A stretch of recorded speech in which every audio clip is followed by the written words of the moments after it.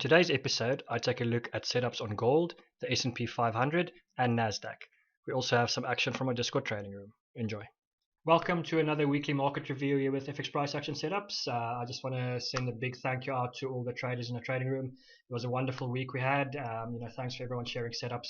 If you guys stick around till the end, you'll see all the great setups we had in our trading room this week.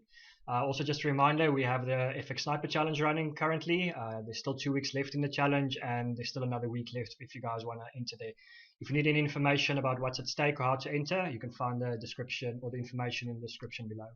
Also, we have a big announcement coming next week, so make sure to subscribe so you don't miss out on this announcement. Anyway, without any further ado, let's jump into the setups. Alright, first chart I want to cover is that of gold, and it's one we covered a couple of weeks ago, and we're still holding some shorts on here.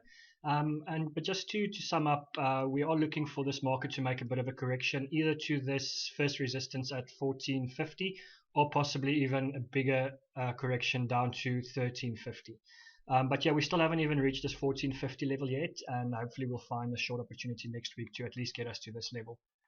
Alright, jumping straight down to the 4-hour time frame. As you guys remember, a couple of weeks ago we did call the short level up here, and we've been moving down lower, but quite slowly. We haven't actually had that impulsive move lower. Now there's two scenarios here. We had this ABC move down, and I believe that perhaps another ABC move up to clear this liquidity. So this will definitely be a level I'll be watching next week for lower prices. You know, there is the second scenario that we might make one more high up here, clear these highs before we'll find the reversal. I think that's a little less likely though. But I will be marking off both scenarios, this level and this level here, and we'll see how the price, how the price gets there next week. If we have an impulsive move, then we'll wait for the higher price. But if you have a bit of an ABC move, so ideally something like this, then yeah, we'll be watching for some price action to go short and eventually to that 1450 level. But yeah, so far so good on gold, and hopefully we will continue lower next week. Okay, I want to focus on US indices quickly, and I'm actually going to do the S&P 500 and the Nasdaq simultaneously, and I have both of them on here on the weekly time frame.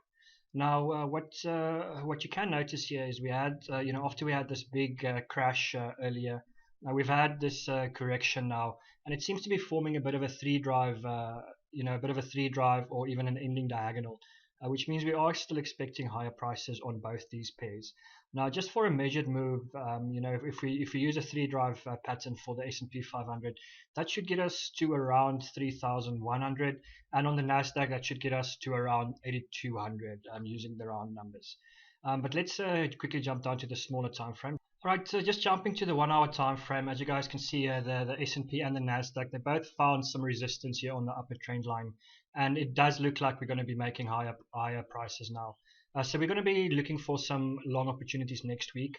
I don't think we will get to these levels during next week, but maybe a bit later in this year.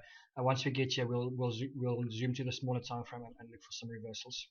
So just jumping down to the 4-hour time frame, as you guys notice here, there was this big bearish candle that ended up taking this liquidity before we had the spike up, and we'll be marking off where this move started as our breaker block, and hopefully next week we can find a bit of a correction into this area, and right here we will start looking for some price action on the lower time frame, and hopefully here we'll find that move higher to this 3,100 and the 8,200 area.